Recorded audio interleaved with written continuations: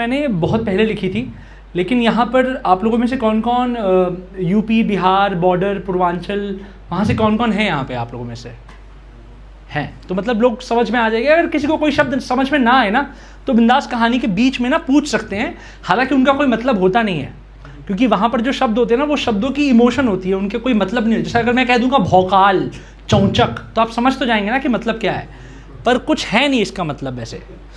तो कहानी का नाम है बलिया एक्सप्रेस।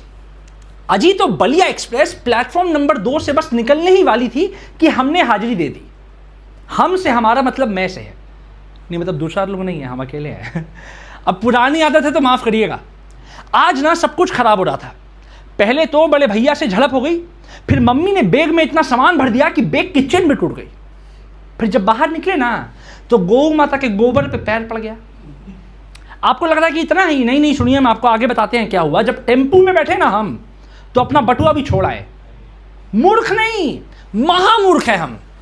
सुबह से अपने आप को गाली दे रहे हैं, ऐसा लग रहा है जैसे भगवान जी हमको खोज करके कोई कतार में से निकाले हैं और लताड़े हैं, पूरा हिसाब चुकता किए हैं हमारे साथ। नहीं, हम कोई खराब आदमी नहीं है। अरे हम पूर्वांचल के हीरो हैं।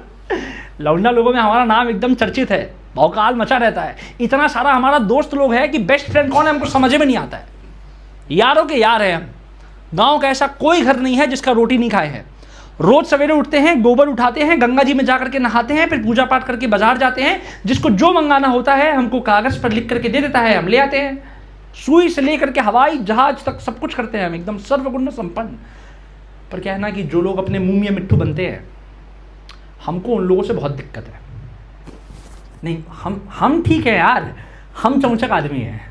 मतलब गांव में अगर कोई शादी ब्याह हो जाए ना तो पूरी जनता थक जाए, पर हम ढक्की लगे रहते हैं। ये वाला स्टेप तो आप लोगों ने देखा ही होगा, हमने शुरू किया था। क्या बताएं, अब बाद में लोग कॉपी कर लेते हैं, टाइटल नहीं देते हैं, क्रेडिट नहीं मिलता। चलो वो तो खैर कोई बात नहीं। तो याद है हम आपको बताए थे कि हम बलिया एक्सप्रेस नंबर ट्रेन पे बैठ करके जाने वाले थे। तो ये जो सफ़र था ना, ये अंग्रेजी वाला सफ़र बन गया मेरे लिए, क्योंकि S7 में 11 नंबर सीट था हमारा, और जो जनाब 12 नंबर पर बैठे थे उन्होंने बचा कुचा कसर पूरा कर दिया। रात भर बकरी की तरह मिमिया रहे थे, सोना खाना खाई हो, सुनो ना, एक चुम्मा दो ना। और साले जब सोए तो इतना खर खर खर खर खर किए कि माँ कसम मन किया ना खुद का लगा, मतलब गला घोट दे हम, पर थोड़ी करेंगे यार। मम्मी ना हमको हमारी लिट्टी चोखा दी थी, तो खाते खाते पहुंच गए हम। जानते हैं कहाँ पे? दिलवालों के शहर दिल्ली में। दिल्ली से कोई है कि आप लोगों में से यहाँ पे?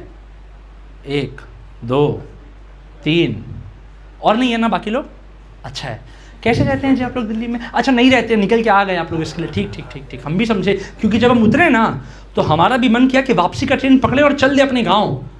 पर क्या है ना कि हमारे गांव में हमारे पेट के सवाल का जवाब अभी तक पहुंचा नहीं था, तो और कोई रास्ता था नहीं।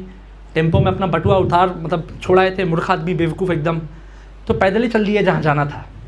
जाफराबाद में हमारे गांव के रसूल मियाँ ट्रक ड्राइवर थे, बस उन्हीं के यहाँ पर जाकर के हम सोचे कि जाकर के कुछ दिन टिक जाएंगे। जब बाहर निकले स्टेशन के, निज़ामुद्दीन के, और जब पैदल चलने लगे तो इतना बड़ा बिल्डिंग देख के ना हमारा दिन एकदम होश हमारा उड़ गया था। और फिर जब दीदी लोगों को सिगरेट पीते देखे ना अपनी आंखों से पहली बार, राम राम राम राम राम राम राम राम राम राम, हमारा आँख नाक कान सब भनभना गया था। जा ससुराई का है बे, शायद पहला शब्द था हमारा दिल्ली में। तो हम क्या किए कि जाफराबाद चले गए और 10/10 के कमरे के अंदर 6 लोग, और फिर वहीं पर 2200 रुपया भाड़ा देकर के हमने शुरू कर दी नौकरी की तलाश। ठीक है, खूब भटके, खूब मोची का पट्टी, चाय की टपरी, राशन की दुकान से लेकर के बैंक के सिक्योरिटी गार्ड तक की नौकरी खोजे, पर साला कहीं कुछ नहीं मिला। फरवरी के साथ साथ जो ठंड का महीना है वो बढ़ता है कि कम होता है हमको समझ में आता नहीं है, पर जो भी था दिल्ली में हमको जाड़ा लग भी रहा था, नहीं भी लग रहा था, और घर का भाड़ा देने का समय भी आ रहा था, पर नौकरी हमारे प्रधान सेवक के 15 लाख के वादा की तरह था, कहीं कुछ अता पता नहीं। उस बीच दिल्ली में वो दंगा फैल गया। आप लोगों को याद है वो कुछ साल पहले वाला, 3 साल 4 साल 5 साल पहले वाला? लोग भीड़ में तब्दील हो गए। एक हंसता खेलता मोहल्ला कब्रिस्तान में तब्दील हो गया, एक हंसता खेलता मोहल्ला शमशान में तब्दील हो गया।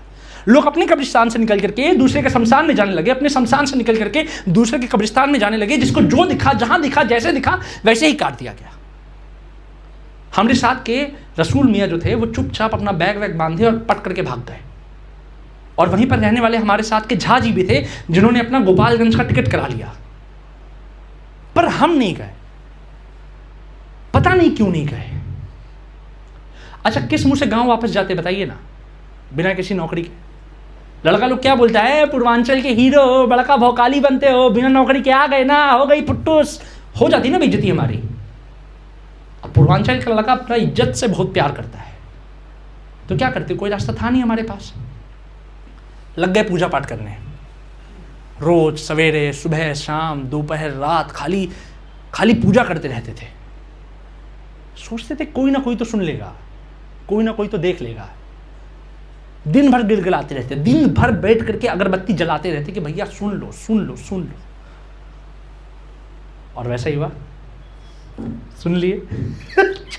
पीवीआर सिनेमा में साफ सफाई का काम अब हमरे जिम्मा। 12,000 तनख्वाह, जिंदगी एकदम चौचक फिर से। 4 घंटा अपने आप को अपने एकदम शीशा के सामने बैठ करके निहारे थे, क्या हीरो लग रहे थे वे। ऐसे ही थोड़ी सब हमको पूर्वांचल का हीरो बोलता है। भैया को फोन घुमाए खुशखबरी देने के लिए, भैया लगा कूदने, भैया फोन दिया मम्मी को, मम्मी लगी डबले कूदने। एक के सांस में एकदम शंकर महादेवन हो गई थी, एक के सांस में बोले जा रही है, ए बेटा मन लगा करके काम करना, भैया से बात मत करना, जाड़ा होगा, चंद्र उड़ना, ऐसा करना, उसन करना। हम इतना खुश हुए, हमको लगा जैसे हमारी जिंदगी का सब दुख दर्द सब खत्म, फिनिश एकदम, है ना। पर हम थोड़ा सा भूल गए थे एक बात, कि तो हमारी कहानी है, ऐसे थोड़ी खत्म होगी। तो 24 मार्च को रात को 8 बजे हमारे प्रधान सेवक जी टीवी पर फिर से आए। लॉकडाउन लग गया। जितना सब सपना हम देखे थे ना अपने आंखों के सामने है, ऐसे अपने आंखों के सामने ही चूर चूर होते देखे हम। हमारी माँ का चेहरा हमारे आंखों के सामने ऐसे टिक गया था। साला हमको समझ में नहीं आ रहा था कि अब करे तो करे क्या, बोले तो बोले क्या। एक बार तो सोचे ना कि जहर खा करके सब कुछ खत्म कर देते हैं, फिनिश कर देते हैं, पर साला हम तो पूर्वांचल के हीरो है ना बे। हीरो थोड़ी मर सकता है, हीरो तो रहता है, बनता है, बिगड़ता है, टूटता है, पर हीरो तो फटता है ना भैया किसी दिन।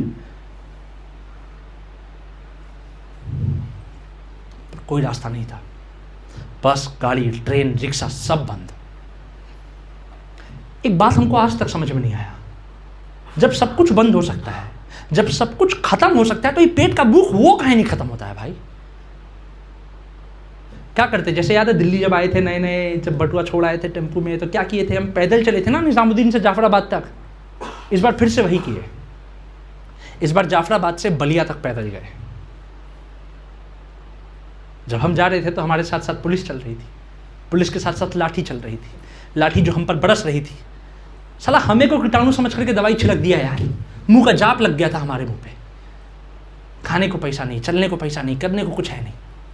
17 दिन के बाद गांव पहुंचे थे, अकेले नहीं थे, हमारे साथ हमारे आसपास का, बिहार का, झारखंड का, इधर उधर का सब कुछ मिला जुला करके 25-30 लोग और था।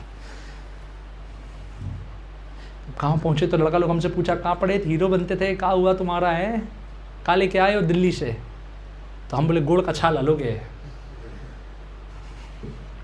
अब कुछ नहीं करते हैं, रोज सवेरे उठते हैं, गोपाल मतलब जाते हैं, गोबर उठाते हैं, गंगा जी में जा करके नहाते हैं, फिर पूजा पाठ करके बाजार जाते हैं, जिसको जो मंगाना होता है हमको कागज़ पर लिख करके दे देता है। सुई से लेकर के हवाई जहाज तक सब कुछ करते हैं हम, एकदम सर्वगुण संपन्न है। बस अब किसी के ब्याह में नाचने नहीं जाते हैं, बस अब कहीं खेलने नहीं उतरते हैं, बस अब कहीं घूमने नहीं जाते हैं। अगर आपको भी कुछ करवाना हो तो हमको कागज़ पर लिख करके दे देना, हम ले लेंगे, कर देंगे आपका काम। ठीक है, ठीक है। बलिया एक्सप्रेस।